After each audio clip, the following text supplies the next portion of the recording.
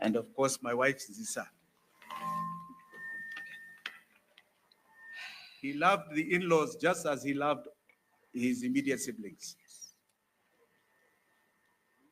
How do we, as daughters-in-law, give a tribute to our father-in-law who was just amazing in all ways?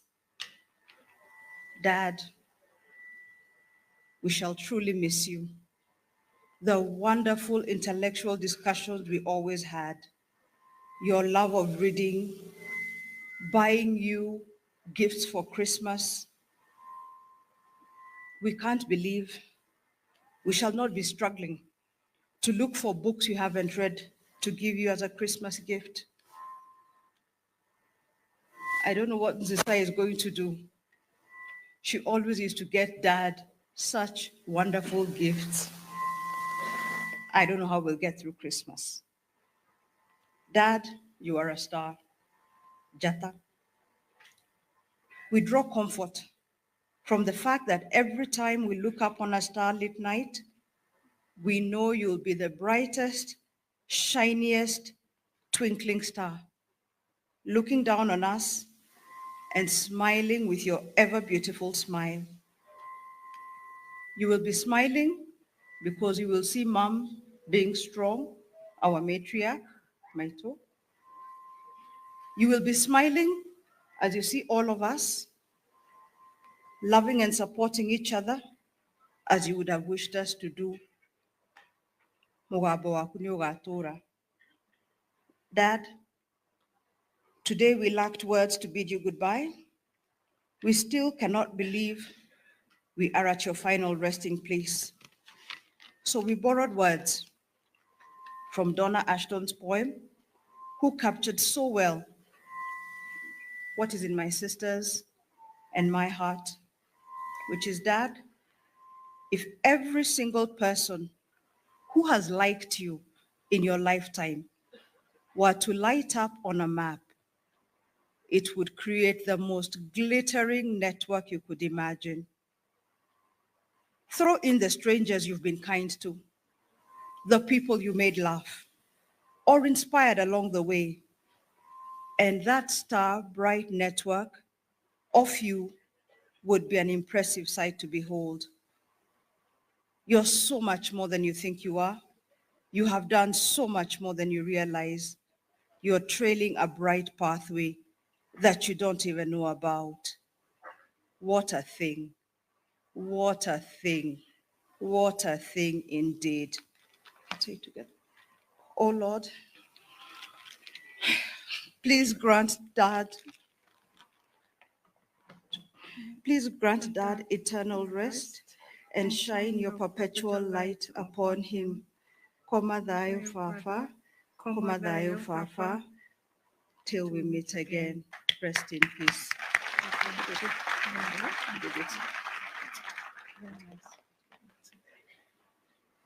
Thank you very much. Now, let me introduce the grandkids, the third generation.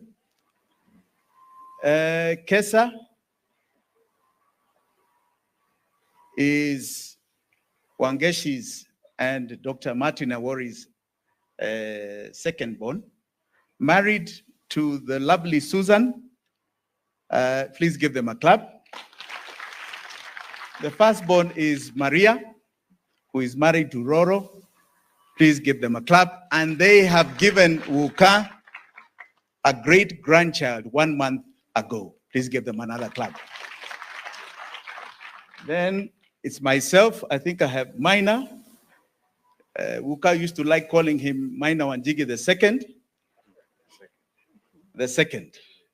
And Wamboi, the little one in our family, that is our child. Please give them a clap.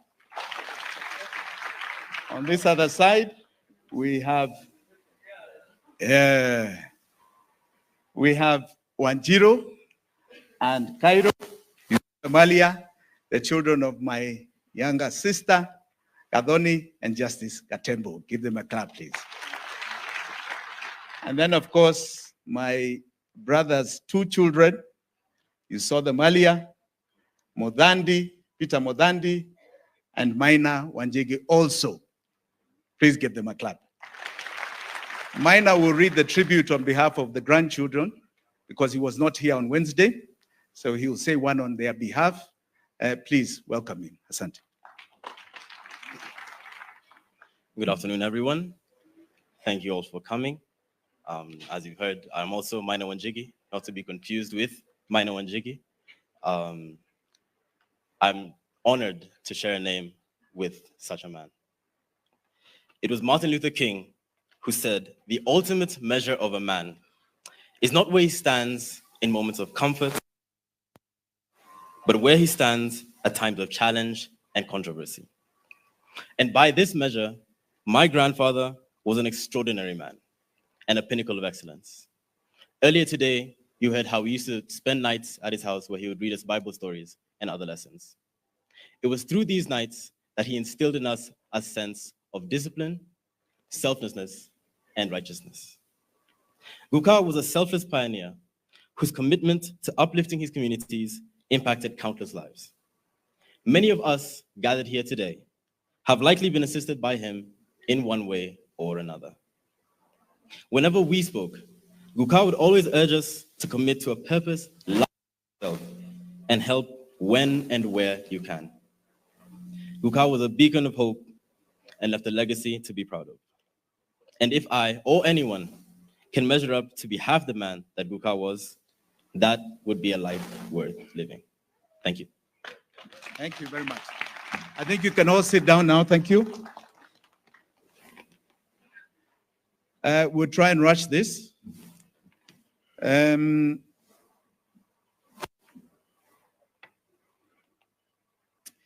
breaking a bit, but we'll have Uncle Magare, my mother's brother. He was very close to Dad. He visited him, especially the last 1 year, every 2 or 3 days. He brought him honey and he brought him laughs.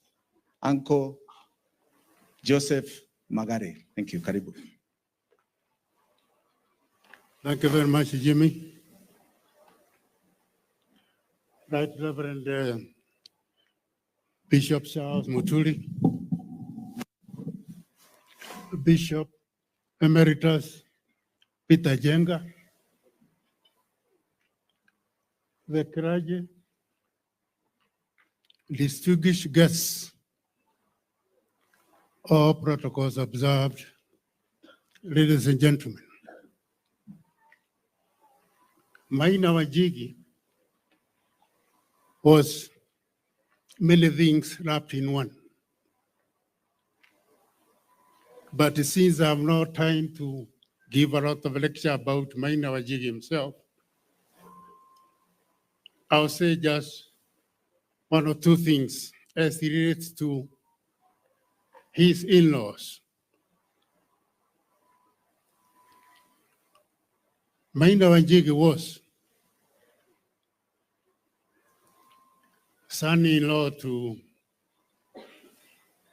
the late Ibrahim Boy and Sala Gadoni, who also happened to be my parents. My father, the late Ibrahim Boy, had, of course, was a polygamist, a second wife. So among those who are left, and who, for these purposes, are brothers and sisters of Mariam Wanjigi, and my older brother there, Richard Maina. Can you stand, please? Oh, there you are. Then, of course, there's me. Then Joseph Cairo, Mary Shege, Wairimu Wanjohi. Then you've got a lot of other cousins, first cousins like Kariukis, Jawamureo. Oh, thank you very much. And other people from Gaito. Thank you very much. On the other hand, Maina Wanjigi had, as you have seen, in-laws. In other words, those whose daughters are married to Jimmy and Asani, and those who are married to Wanjigi's daughters, Josephine and Nancy.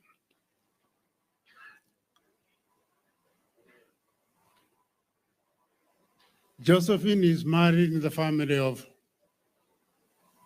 Maria Wanzia Awoli and the family. Are they here? Is any of them here? Please stand up. Yeah, let's appreciate them. Number two, then the Jimmy's family, Mr. and Mrs. Mutisi and the family. Well, there you are. Thank you very much.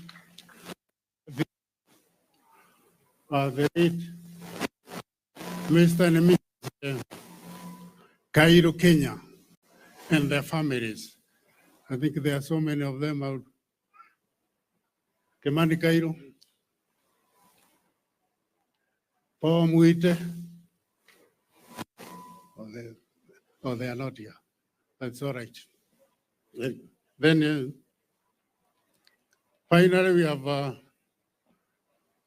Sunny's father-in-law and mother-in-law, Mr. and Mrs. Wajohi, plus the family. Please stand up. Thank you very much.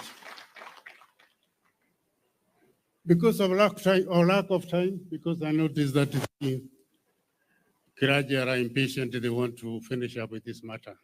I would like to just say a word about Maina Wanjigi as it relates to his in-laws. And it's all better summarized in a Kikuyu saying, which says, Gare etagone modu na mudhoniwe. In other words, for those who don't understand Kikuyu, literally it says that a leopard, if it attacks in your homestead, it is hunted down by you and your in-law. That it translates into the simple saying that as and when a family or somebody has got a problem, among the very first fellows who assist you in that matter will be your in-laws.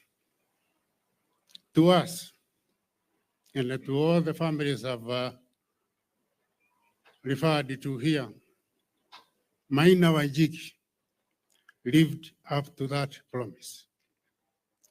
Whenever we had any problems, whether it's sickness, whether it's financial or material problems, the late Maina Wanjigi was always there to assist. And we owe him as much. May his soul rest in eternal peace. Amen. Thank you very much, Uncle. We have a very quick one. He had 3 nurses over the last 5 to 6